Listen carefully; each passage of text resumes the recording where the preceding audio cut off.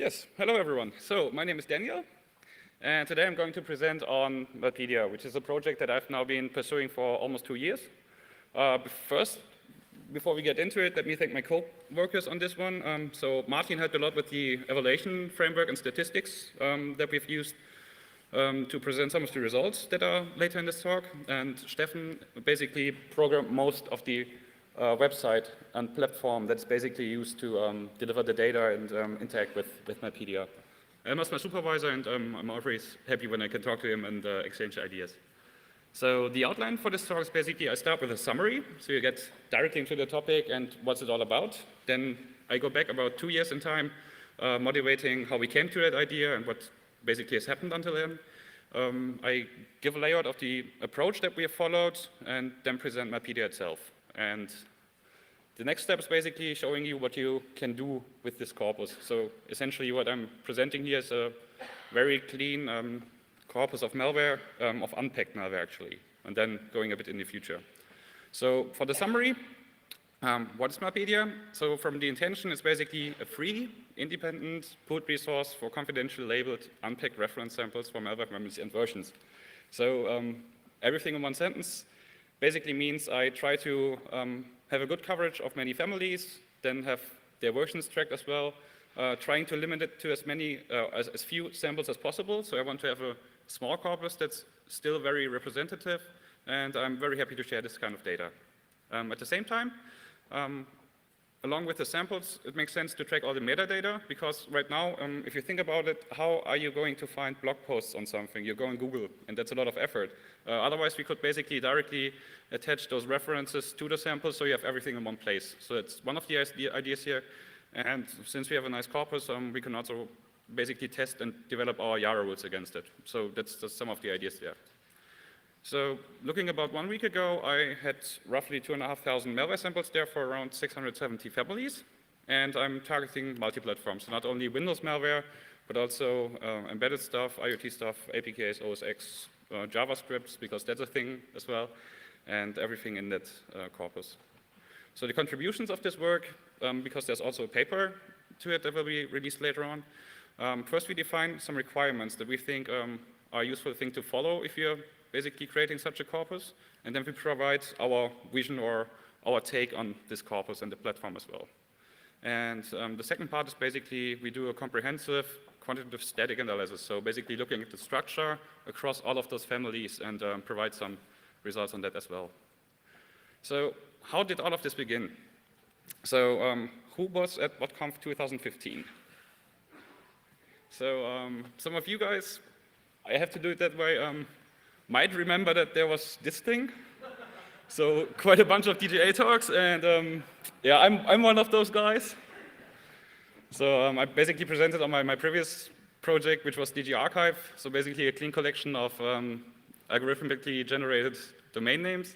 However, as much ranting there was on DGAs, I still feel from the feedback I received that's a good project, because when you provide curated, systemized data, you can do really good stuff with it. And also, since it was launched, I had more than 1.5 million queries to DG Archive, so it seemingly is also used by some people.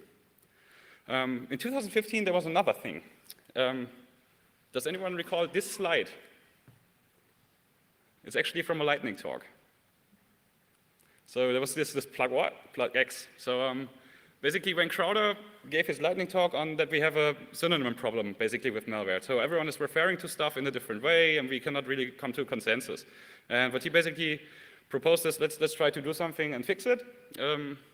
I didn't really talk to him, but I thought also it was a good idea, because when I basically came back from BotConf, I looked at all the data that I had. So from several years I had basically the idea, I'm sitting on a pile of investigations that I've done, and the way that I structure them is normally probably by date. I have the sample, I might have a dump, might have unpacked samples, might have an IDB, some text and write-up for it, and while it's somewhat structured, it's still a mess. And what came to me is basically, it might be a good idea to do this in a way more structured fashion. So I thought having a code-centric inventory that's basically focusing on static analysis would be like really, really good, because we can basically resolve our synonym and naming problem with that, because it's like a Rosetta Stone where you have pieces that you can refer to and basically put just a name label on it, because code is basically the basis that we can find consensus on when we try to name stuff, I guess. Yeah. And another thing that I've learned from DG Archive is basically we as a malware research community should definitely start thinking about preservation. Because when I tried to recover as many DJs as possible, I ran into stuff like Xenovol or TDSS that were active around 2008 to 2011 or more. And it's very hard to find samples for those families by today's standards. So even if I'm very sure that they are somewhere in the depths of VirusTotal and hidden there, it's hard to find those exact samples that consist or basically contain the DGA code. Especially if it's not like a first stage dropper or something, but a module that's being pulled, it can be hard to find that kind of stuff. So basically having this archived repository of malware families might be a good idea from that perspective as well. So for related work, so Eric is not here this year, but at least I wanted to have him in my slides. He's been doing this botnets FR project, which is basically a wiki-like structure, also trying to cover many different malware families. But in that sense, it's just metadata. There's also the zoo that was referenced yesterday, because you were using it as a label injection when you were doing clustering. The thing there is basically it's still mostly packed malware, and it's only semi-structured, let's call it that way, because you sometimes have folders that basically contain the same family, or you have one folder containing more than one family and stuff like that. VirusBay is a quite new project. It seems to follow some same ideas that I've been doing with Malpedia, but I think it's more focused on knowledge exchange than actually trying to build this kind of archive that I'm pursuing here. And finally, you have projects like ID Ransomware that also, I guess, keep their collection, but it's basically hidden and not accessible directly. So basically, to outside, it's also only metadata. Yeah, so also the title is basically Inventorizing Landscape. And what do I mean by that? So it's basically a kind of a sling now. It sounds a bit like cartography, and that's basically what my vision for this project in the long run is. So cartography in a historical sense is basically done with baselines. And the fun fact is basically in Bonn, there's one of the older ones of such baselines. So in Bonn, we have this distance of around about 2 kilometers, which has been used to measure a very long stretch of land afterwards. So you basically have this plate, which basically tells you what it was used for. It's basically a pillar somewhere in Bonn. And from a theory, you would measure other points that you can see in the distance, and then by the angles, derive basically the span that's basically between those points that you're measuring. And in those times, basically it has been used to cover the whole distance from Aachen to Zurich, so around about 400 kilometers. And that kind of started in Bonn. So that was just some fun fact that I wanted to bring up here. So applied to malware, we could do that as well, I guess. So if we are trying to collect some reference points for families and versions, we could measure code somehow, or at least do an indexation on it. So that's basically my vision for this whole thing. So I thought, okay, let's give it a shot. And that was basically around about 2 years ago. So for the approach, I thought it might make sense to go one step back and try to do it systematically from the start. So what are probably some goals that you would want to pursue if you build a malware corpus? So I thought there's this work from 2012 by Christian Rosso, and he defined some prudent practices that people should follow if they are doing malware experiments. And I thought, okay, let's review it and try if we can find some things that we can reapply. And from that, we basically found our own requirements that are basically more tailored to our special case, which is basically looking at static analysis. So some of the major goals that you might have in mind there is you want representative data. I think that's pretty obvious because you want to have coverage in multiple angles at the same time. It has to be temporal in a good sense, so you can probably do some historical analysis on malware. It doesn't make sense to limit to a platform because you still can out a piece of the corpus afterwards if you want to do that. And if you want to do some analysis on the evolution of families, you need to have different versions as well. A second design goal was basically to have everything in an accessible format. So it has to be easy to work with, so that's very important. And for me, it was of utmost importance to have unpacked samples, because just putting labels on packed samples doesn't really help. So unpacked is cool, and to some degree it also makes sense to clean them up, because if you have process injection, you might have some fragments that are not really related to the family, but are still present in the memory dump that you're doing. So you have to do some post-processing to have actually really cool data. And while we're on it, let's not just stop with labels, but do all of this metadata thing directly in the same run, basically. Yeah, and finally, I thought, okay, this should not be academically isolated, so let's see if we can find some practical use with it as well. So first off, it probably has to be topical and maintained data. So it's not just that I now dump this whole corpus thing, but I will try to have this maintained. And basically, that's the collaborative aspect to it. I invite basically all of you to contribute to this kind of repository, because I guess it benefits all of us. And finally, it probably also makes sense to provide some tooling so that you can basically work with it. So for me, it was quite important, and that's still a lot of work to have good Yara coverage of all of the corpus, because that really helps us solve maybe this identification problem. Yeah. Finally, Fraunhofer, that I'm working for, is a non-profit organization, so we can step into some degree as something vendor neutral, and maybe we can reach some consensual ground truth here. Okay, let's go back to Christian's work. So like I said, it's basically a list of things to consider when you're doing experiments with malware. And it's basically 18 different aspects that are organized into 4 categories. So first, you want to ensure that you have the correct data set.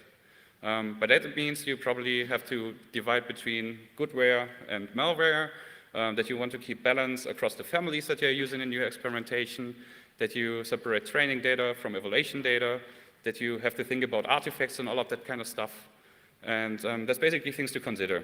Since we are building a malware corpus, the good aspect and the experiment aspect to it basically does not really affect us, but there's still some good ideas to put in. Secondly, you want to do transparency in how you publish the results.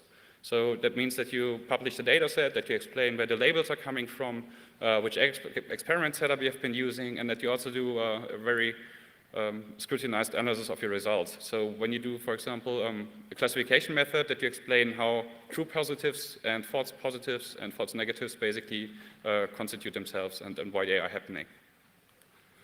Then you want to do realism, because you can live in the ivory tower and do all your isolated experiments that you want. If you want other people to use it, you probably have to look at relevance, and that means that you have to look at the real world. And in that sense, basically, the experiments should be designed in a way that's similar to how malware basically is encountered in the wild. And finally, safety is also something to consider, because if you're working with malware, you might potentially pose harm to outside parties, so you have to think about the deployment and containment that you have to put in place.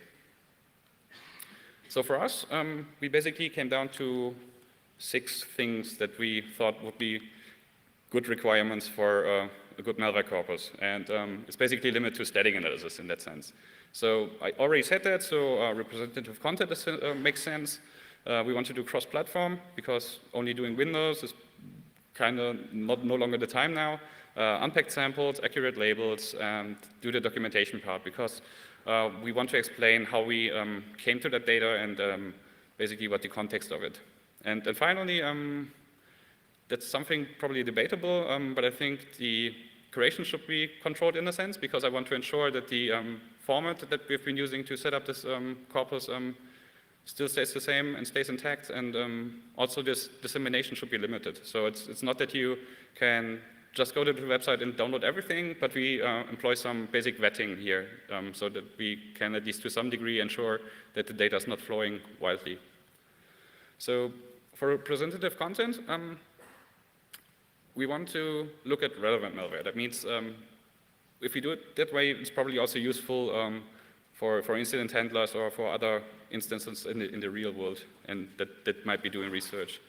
One thing is we favor quality over quantity, so it's not the goal basically to grow the corpus as fast as possible, but rather look beyond what we can now call something like a packer barrier. So if you look at how most campaigns are operated, you will find polymorphism in how packers are basically applied to certain versions of malware. But beyond this packer barrier, it comes down to way less different versions that you can actually observe in the wild. And that means we can basically limit ourselves to only representatives of a version for one family. And that really is an aspect that helps boiling down this data set to only the necessary parts. So just to give you an example for that, we've been doing malware config data mining since 2012 as well.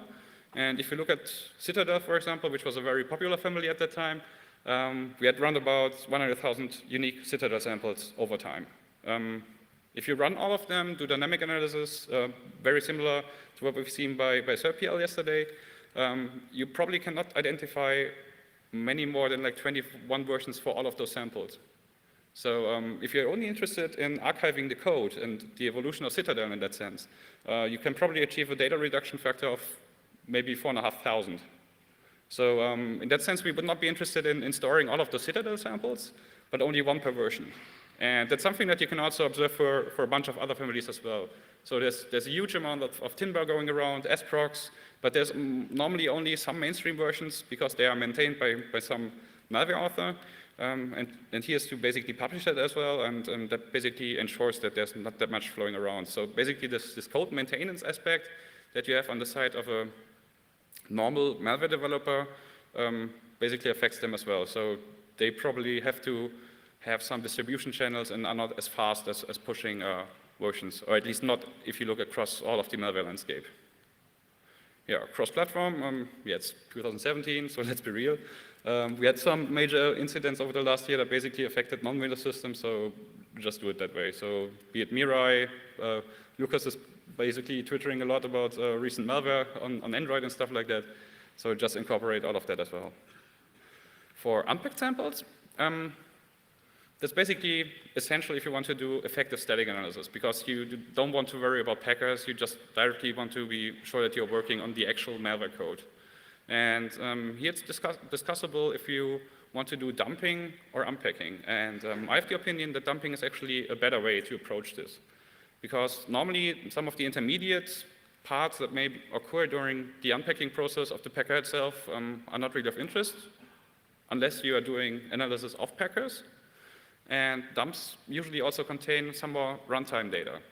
And this can be decrypted strings at times. You may have some dynamic API usage. So basically you have more API coverage than you would have in a cleanly disk unpacked sample, and do not have to worry of finding the routine that's basically doing the API imports and stuff like that.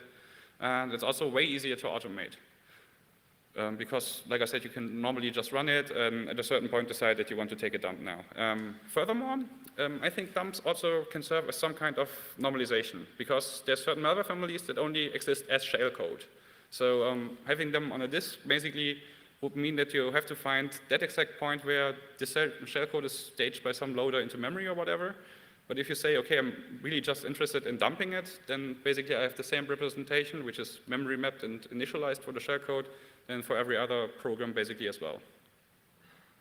Yeah, accurate labels and metadata.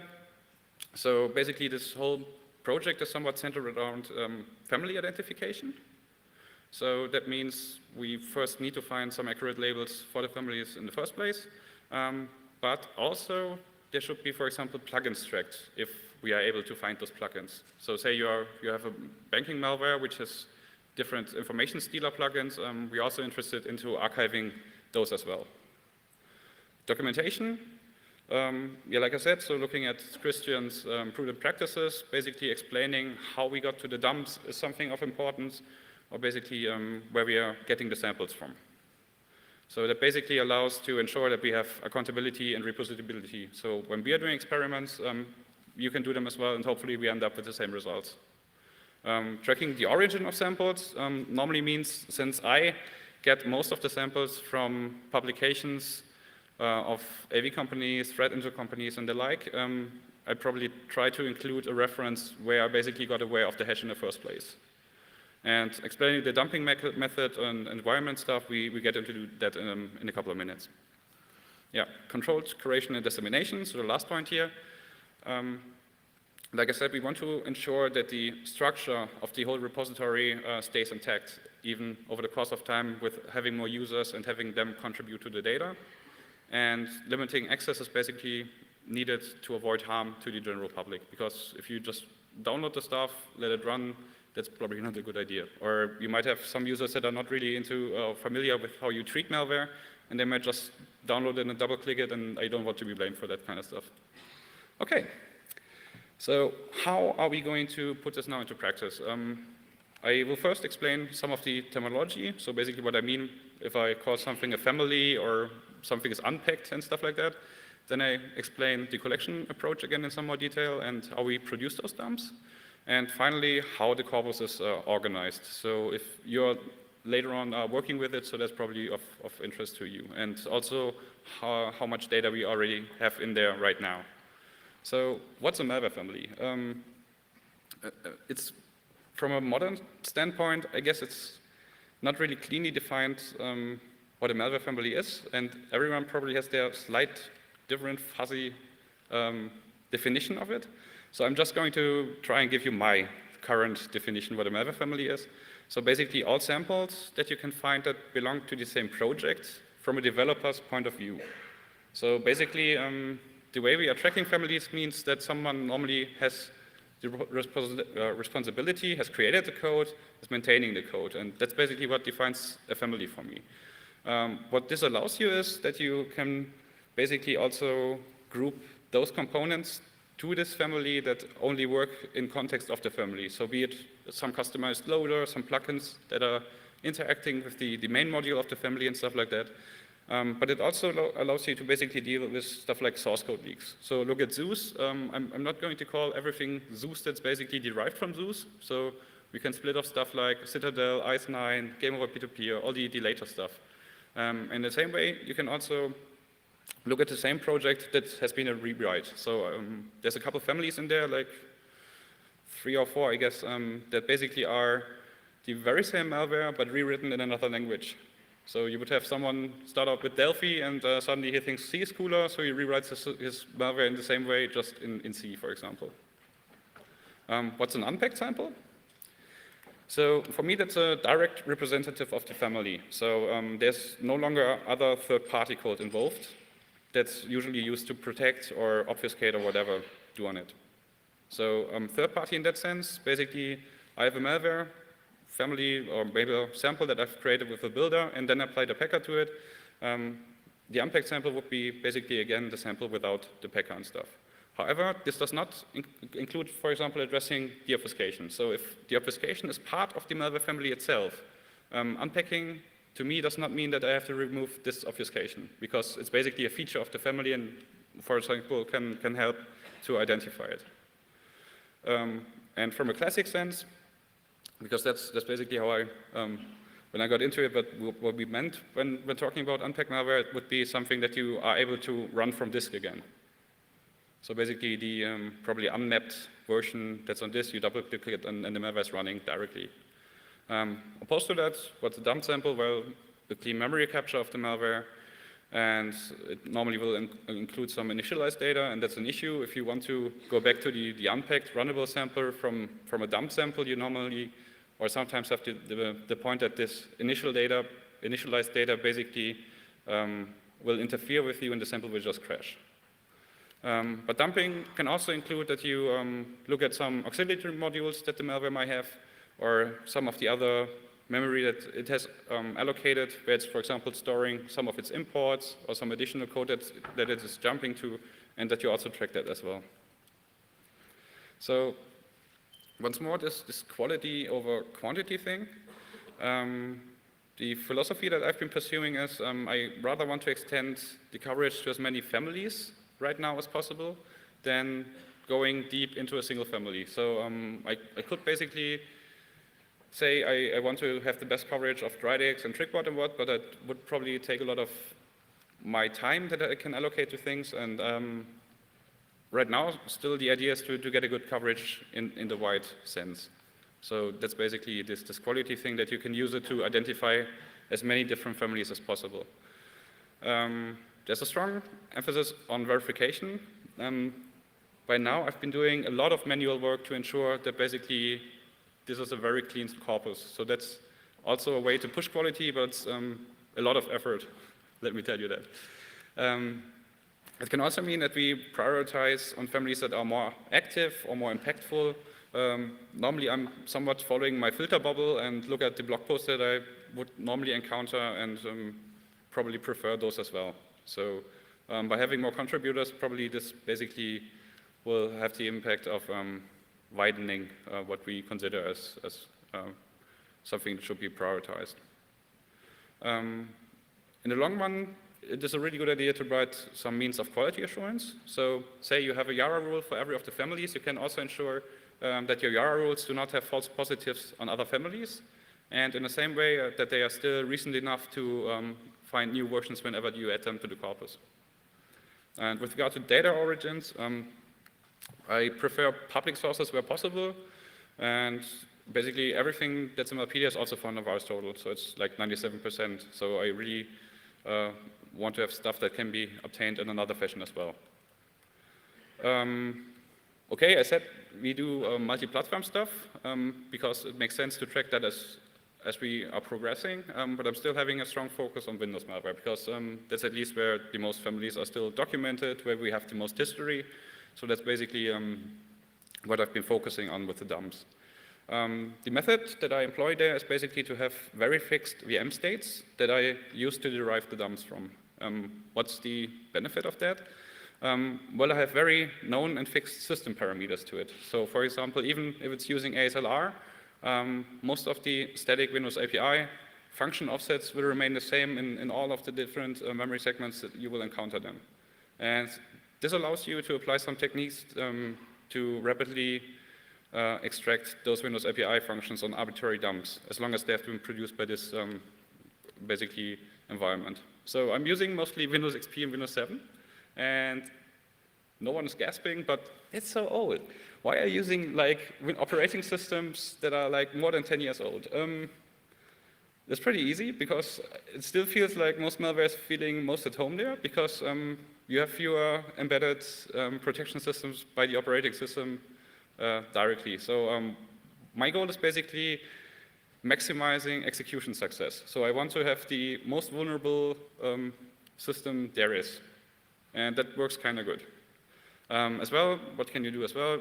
Of course, you should install all the runtimes. You want to have all the .NET runtimes because you really have to give your malware a place to feel home, and it has to run and it has not to crash. So I'm really interested in producing dumps, so I have to make it for the malware as easy as possible to run.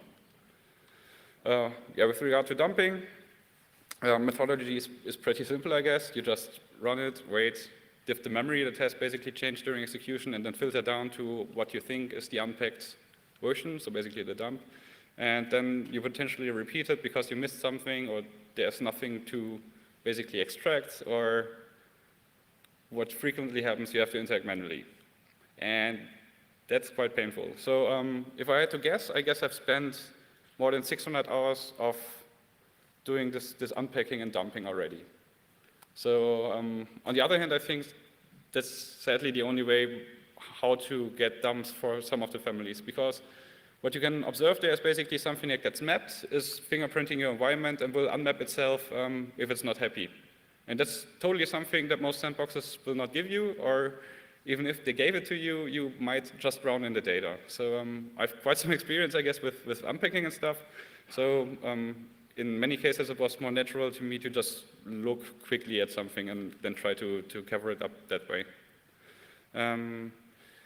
In many cases, what you can dump there is already fine, but sometimes, like I said, you will have some overlay of, for example, the packed sample and the unpacked sample in the beginning of the same buffer or something, so it makes sense to basically cut off the tail and things like that in order to clean up the malware. Because if you're later applying static analysis methods to it, you really only want the code of the actual malware family and not the shaft that's basically on its tail. Yeah, and for identification, yeah, the better your Yara coverage is, the faster you can do it. Otherwise, it's also manual investigation. Has someone basically blocked somewhere about those strings that I've just found in this buffer that I'm looking at? So, a lot of work.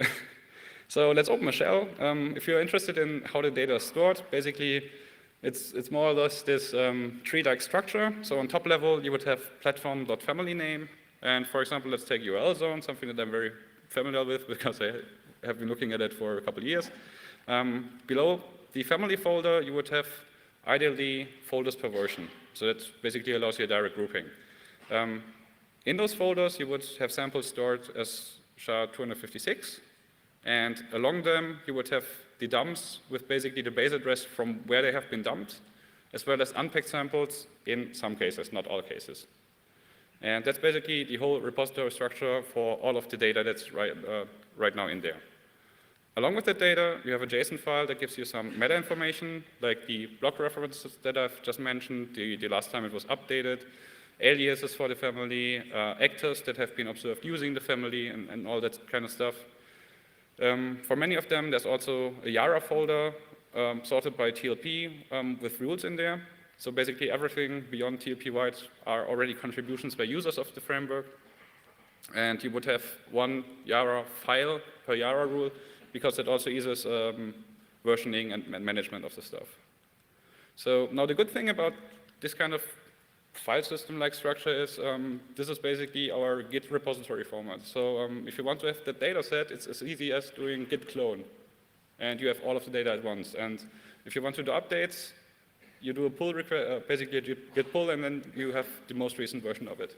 So that was our vision of having it in a convenient way so that you can do the same experiments or whatever you want to like with that data set. So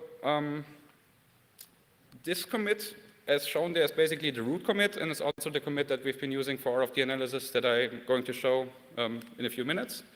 And this, at that time, was based on 17 or almost 1,800 samples with around about 600 families.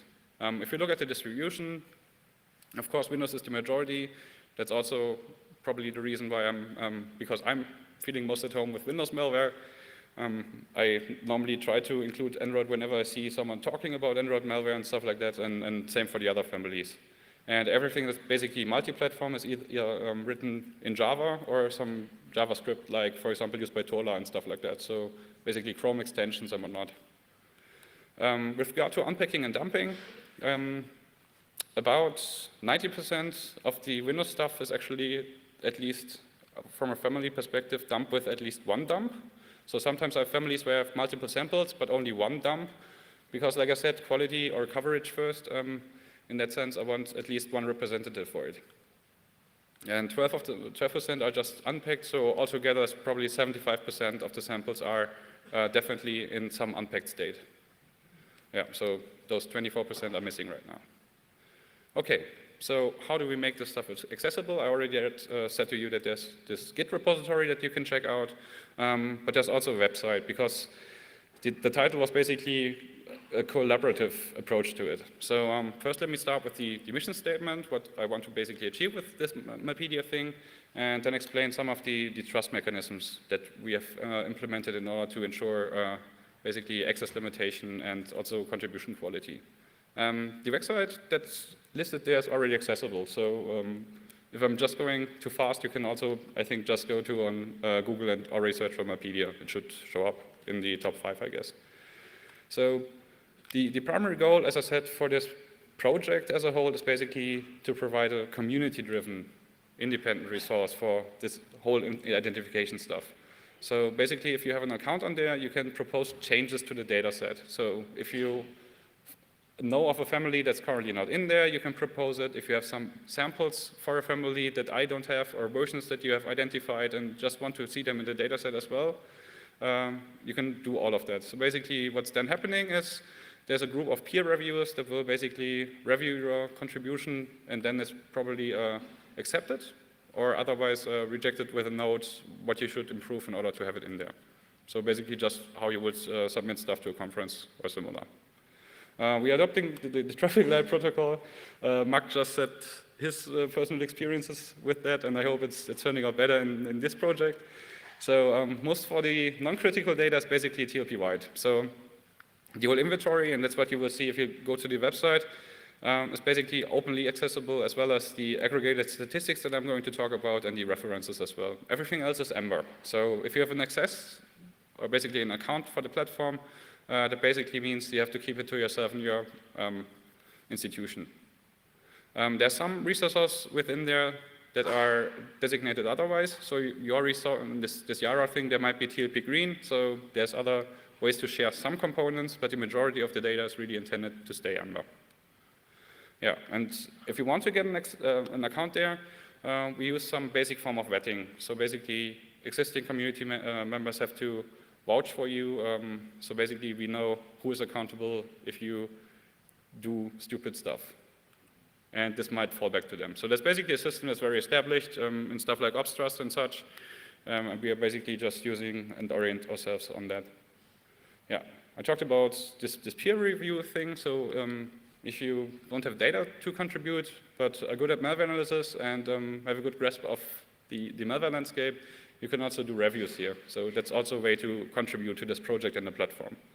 Like I said, normally 2 votes are required to either accept or reject a proposal, so you get some more sort of grounds to base a decision on. And what we're also planning to do is doing some achievement stuff. So if you're frequently reviewing things, so right now it's just fantasy points and you cannot do anything with it, but in the long run, I guess we might provide some more services that basically will have some quota because they are more computationally intensive, and basically more contributions would allow you to get a higher quota to that kind of stuff. So if you want to defend the Earthrealm together with me, feel invited. Okay, so in summary, the baseline data set that I'm offering you right here is around about 670 families, 2,500 samples, with very clean labels, I hope, and already some contextual enrichment, but there's many, many gaps that want to be filled.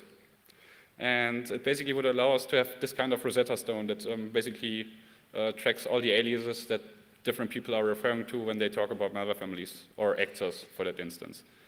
And depending on how active this thing is going, it can also basically become something like a newsfeed, because if you keep the references added for families all the time, you see what's happening or what's more on vogue at the time, and get all of the blog posts directly from one resource. So it's kind of an aggregator. So it might hopefully become that thing. So it would be really good, because then I don't have to crawl my Twitter feed all the time. We are using basically the reference data by MISP for the threat actor repository, and whenever we are not able to reflect something that we want to do in Malpedia, we also contribute and like adding an actor into their directory or merging some of the aliases and stuff like that. So MISP, really good thing. Then again, we also want to foster automation support. So basically everything that you can access on the website also has a REST API. So if you want to do searches, there's a Python client ready for you where you can just directly integrate it into stuff that you already have. Okay, so now I've been talking a lot about the project and the data set. What I now want to do is basically do a bit of showcasing what you can do with that kind of data. So I had this vision that I want to compare across many malware families and find if there are some similarities or what basically some of the trends of malware authors are. So the data that's been used in this thing is basically the commit that I just referenced, so around about 1,200 dumped files for almost 446 families. And in this presentation, I'm only going to address 3 things. So we have compared PE headers across all of those families. We did some very cursory code analysis because that's like a rabbit hole, and it totally would not fit the time slot of this presentation if we had already presented all of the results we have there. And on the other hand, Windows API usage, which is very interesting because I guess that's one of the cornerstones that we as analysts most rely on when we are looking at malware. So that's the whole inventory of families. Right now, it's probably still easy for you to find something that's not in there, but that's basically also one of the problems, because if you're looking at a lot of stuff in parallel, you have to aggregate to some degree. So what I'm now going to do is, in most of the times, basically look at the aggregated samples per family and then compare the results on that level. So let's do a very short recap of what PE headers look like. So that's your usual PE header, for example. One of the more famous things here that you normally look for is probably the MZ magic, the PE magic, so basically the cornerstones that we use to find stuff in dumps. Then there's also this DOS string thing that might or might not be very common. There's a rich header that might contain some interesting information. There's the machine field that tells you if it's either 32 or 64 bits. then the number of sections. We have also heard earlier yesterday about that, and a timestamp. And for example, with the timestamp, normally you as an analyst, you don't really know if you can trust the timestamp. But if we are able to compare this across 450 families, we might get a trend how often this timestamp might be an actual value that's basically realistic or not. There's also characteristics fields that defines how the malware basically can be loaded on the system. You might have a linker info that tells you some more about how this thing was potentially compiled, which operating system is required in order to be able to run it, the subsystem. In that case, it's like the value 3, so it means a console application instead of a GUI application. DLL characteristics, those contain a bit of information about the security that this file is capable of handling on, for example, if it supports ASLR or not. And then finally, you also have those 11 data directories that also contain some interesting data. So the above diagram may or may not include some Easter eggs, and it's up to you to find them. So for the result presentations, it will be in that kind of table. So on the left side, across all of the samples, and on the right side, aggregated per families. So let's first have a look at how often you will normally encounter some kind of MZ or PE magic at all. And here the good news is, taking this as an indicator for the availability of PE headers, in a good 95% of the families, you actually find this stuff, and you can extract information from some kind of PE header. So what you can see here is I have some more that I can basically extract from that are having MZ magic. So sometimes you can see that malware is basically just deleting the MZ or just the PE, but otherwise the header stays intact. But only basically just one part of the story, because there's more funky stuff happening. So some of the reasons why you might not find a PE header in that case. So for a good 30 families, you would have 18 times position-independent shellcode. That's basically not in need of a header. 7 times, basically, the segment that's executed would directly start with some data, or in 5 cases, you would have an IIT instead. And for 7 families, you can find that 5 of them basically null the whole PE header. So with some more effort, you can basically extract it before it's nulled. And for 2 families, you can also observe that it's XORed. So one does it with a 1-byte pattern, the other one with a 4-byte pattern. So that's a bit inconsistent. So up there you can see 27 versus 37 families. The reason for that is basically that only some versions of some families are using those destruction of PE headers. Yeah, DOS strings are also available in like 90% of the cases. In general, you will find 3 different variants for those. So basically, the most prominent, this program cannot be run in DOS mode, but the other ones are basically mostly tied to Delphi. So that's one of the easy ways how to spot all in compiled stuff. Rich headers are a bit less common, so you will only find them across all of the families in around about 60% of the cases. It's a proprietary standard by Microsoft that basically encodes how many times things have been compiled with Microsoft Visual Studio, and also with the different versions of Visual Studio that may have been present on the system over time. There's a paper from DIMVA this year that goes in a bit more detail about that. It's really interesting. The next thing that we might have a look at, so say we have a PE header. The vast majority, again, is 32-bit images. One reason for that is that I've been using 32-bit Windows a lot to dump that stuff. But for about 15 families, you would find that they also have 64-bit modules. So for example, some of the more modern bankers, like WAFDOC, TripWet, basically dynamically decide which of the modules they want to use, Dridex the same, and things like that. And on the other hand, what was a bit surprising to me, almost every 4th family basically has their main module as a DLL, opposed to an exe file.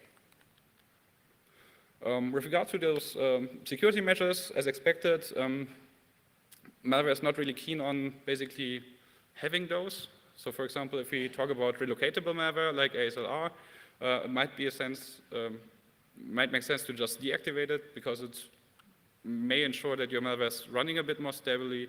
Same for an X, I guess. So only in about half of the cases you would find those security features activated. Timestamps, like I said, are really interesting. So for almost 90%, we have a non-zero or not Delphi time value. Delphi time value because Delphi 4 contained the bug that basically always included the same timestamp there. And you can also read about that. And now let's have a look at timestamps in a bit more detail, because that's basically what I just said. So if you want to look at the age of the corpus, we can, for example, check when those files have appeared for the first time on VirusTotal. And if you look at that data, it looks somehow like this. So about 90% of all the samples that I have in there are basically 2013 and later. So going more in this preservation direction, if you have basically a lot of samples that are identified and predate basically this border, I'm really happy to take them and integrate them as well, just to increase the historical coverage. And the oldest sample right now is a GOSI sample from 2006. So if you want to estimate the PE timestamp accuracy, what we can do is basically use the field from the PE header and the VirusTotal field and do the difference of them. So looking at those 1,200 dumps I have to start with, I can deduct them that don't have a PE header, then those that have a null field, so they are not really useful in doing this kind of analysis. Another 30 don't have a VirusTotal timestamp because they're not on VirusTotal. You will find some timestamp then that are certainly faked because they're in the future. So basically they would have been submitted to VirusTotal before they have been compiled, so that doesn't make sense. And we can also filter down to this range, like earliest sample until now. So I did this late October, so that's the upper border. And that leaves us with 949 candidate timestamp pairs that we can look at. And here the distribution looks somehow like this. So mine again, this is basically the number of samples. And what we can observe here, a good 10% are basically this black line directly to the left is submitted to VirusTotal on the very same day that you can find the PE timestamp. A good 30% are within the first week, 50% within 1 month. So at least in many cases, it's likely that the PE timestamp will be somewhat correct. So sometimes you have to consider what's happening after the compilation. Maybe the guy gives his malware to someone else, or it depends on the packer that is basically as an external service. It has to be delivered to spam campaign. So that basically explains why you might have some gap there. So altogether, about 80% of the timestamps lie within 1 year of the PE compilation time. So 206 samples fall out of this range. A good third of them has APT background, so that's something that you can observe. Sometimes you get an APT report published and someone 2-3 weeks earlier pushed those samples referenced in there onto VirusTotal and they have been withheld before. That's probably one of the reasons there. Sometimes you have leaked builders. So if you are now using Citadel Builder, it will still contain the same stub as 4 years ago or something. So this means why you might have fresh samples with a very old timestamp. For some families, I know that they've been using forgery because some other fields are also faked. And for the rest, I have no idea why it's that. So probably also forgery or some other results. Then again, we had a look at the compilation of those families. So using detected easy or similar methods, we can identify around about 500 data points across those families. And here, Microsoft Visual C is by far the most common compiler chain that's basically used to create malware. One data point kind of sticks out there. So VC6 is used almost as much as the more recent ones, which was a bit surprising. Then again, VC6 also gives you basically linking against the standard runtime that's always on Windows. So that basically also ensures that your program's not crashing if it's basically not finding its dependencies. Yeah, we also have rich headers for around about 760 different samples. And basically in all cases, it's consistent with the linker field. So you would have a matching product ID in the rich header compared to the compiler linker field. Data directories I'm not touching here because that's also way too much data, but there's going to be a paper. So for control flow graphs, we did some very fast or cursory disassembly on all those families. What you can find there, your average malware is probably around 440 functions in size. So most of the malware is basically around that size. What's very interesting If you look at the correlation between, for example, functional basic logs, functions and instructions and stuff like that, they seem to have a very high linear correlation. So normally you would have roundaboutish 9 to 10 basic logs per function and 50 to 60 instructions per function. And this was a bit surprising because that basically means that there has to be some connections in the code that are probably worth looking deeper on. And on the other hand, maybe personal coding style is not as expressive as we hope when we are using these kinds of codes for fingerprinting authors. But that's basically research in the future. Okay, PDB information, what you basically, I have to speed up a bit, can see there is basically in at least 50 cases, the PDB string basically gave also one name of the malware family. So if you're wondering where all those names are coming from, PDB strings are at least one of those sources. Yep, Windows API usage, so I still want to cover that. So I've published a tool earlier this year, which is API Scout, and it's basically something that helps you with API reconstruction for known environments. So we first want to look at the usage styles of malware. So basically, are they using an import table, doing dynamic loading? Are they having obfuscation and that kind of stuff? And then the frequencies with which APIs are used. So the idea here is basically you can brute force a memory buffer and find those static offsets. So if you're doing dynamic analysis, you're very familiar probably with this import address table format. And the way that normal basically unpackers or dumpers work is basically that they pass the structure and reconstruct it. But in many cases, you will also run into some issues basically dumping and fixing them. So what I thought would be a good idea is basically just looking at every D word in a buffer and checking if it's potentially one of those APIs. And that's basically what API Scout does. It's also having an IDA plugin, so you can directly use the database that you have here for your operating system, get all of those values resolved, and can directly apply them. It seems to be a very accurate approach as well, because I've been testing it on Goodware, and it performed good there. Currently, it's not working on IDA 7 because the Python API is totally broken. Usage styles. So across 380 families that are not .NET, so are directly interacting with the Windows API, it looks like this. So the majority of the families is using standard imports, so a good 46%. And on the other hand, almost the same fraction is doing dynamic imports, another 50% that's here. So those are very easily reconstructible with API Scout, which is very good news. On the other hand, obfuscation for API usage seems not to be that common, actually. So there are some of the methods listed, but it's less than, I think, 20 families right now. But I still have to go deeper, and this statistics will be updated over time, so this number of obfuscated families will increase potentially. Now, a little quiz. What's the most common API call across all of those families? What? Virtual protect? No. Sleep. Why sleep? I guess basically if you want to orchestrate autonomous behavior, sleep is like very generic. You can use it to delay CNC communication, you can use it to delay execution, and basically orchestrate how a program is running.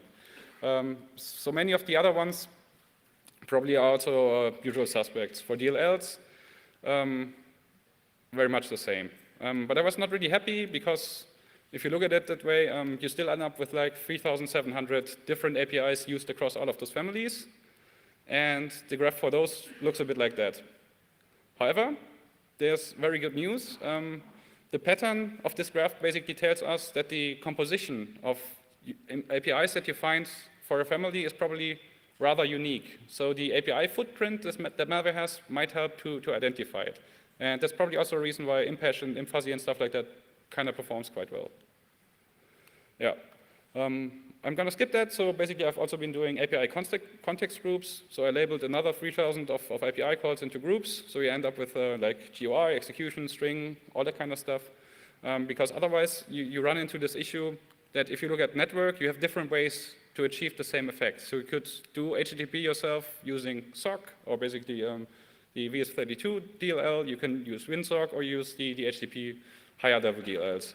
And that basically, this API context group is a way to merge them to some degree. And looking at it that way, we can see that not every malware seems to be using network. If you think of modern, or some of the ransomware families, they are just showing you an email address where you have to contact their author and stuff like that. So that might be a reason why they're not calling out to their CNC servers.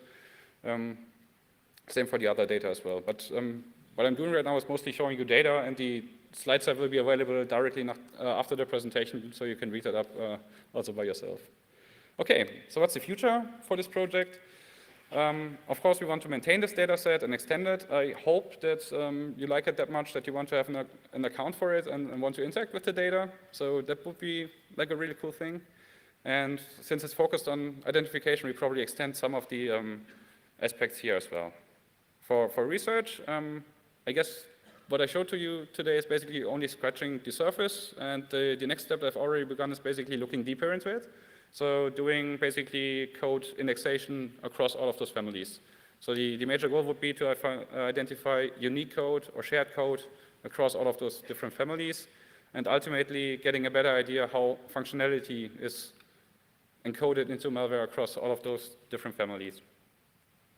Okay, so basically the public launch is today. If you want to have access to it, come talk to me. So I run by the principle of know, met, trust. So if you talk to me, you already did know and met, so that's a good thing. Otherwise, there's some existing users who can now also invite further users, so that's a way how I want to grow this thing organically. With that, thank you for your attention.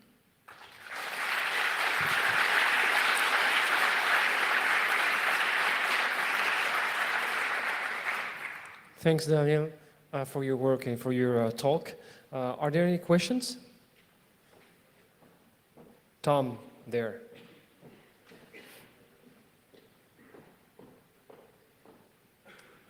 Thank you for your talk. Very interesting project. You talked a lot about executables, and I think you just briefly mentioned something about JavaScript or Java archive, like Adwin, RAD families. How many of those do you have covered? Also like PowerShell malware and all kind of like the non-executable malware types. How much of that do you have covered? Yeah, it kind of depends on, since I'm mostly looking at public sources, those are less likely to encounter in public archives like VT and stuff like that. So if you have pointers to them, I'm very happy. So I think right now it's maybe like 30 families or something. So it's not as much certainly as the other ones. Okay. Thanks. There is a question just right there, Anna.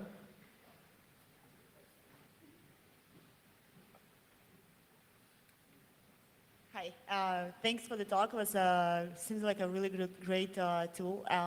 My question is very simple. Can I get an access? Huh? Yeah, sure. So that's basically what I just said. So come talk to me and we can arrange that kind of stuff. Okay. There is a last question over there. Hi Daniel, great research. When describing the malware families, are you just focused on static parts, or do you also describe based on the behavior? So right now, it's really focused on static analysis because I want to have clean dumps, because that is something that we can disassemble and then dive into. So that's the idea here. I do not intend, for example, to have like cookie reports for all of that stuff. So that's probably also not representative because you always have the packer in front because there's no clean unpacked sample. And you don't know where basically to cut into the runtime behavior, more or less.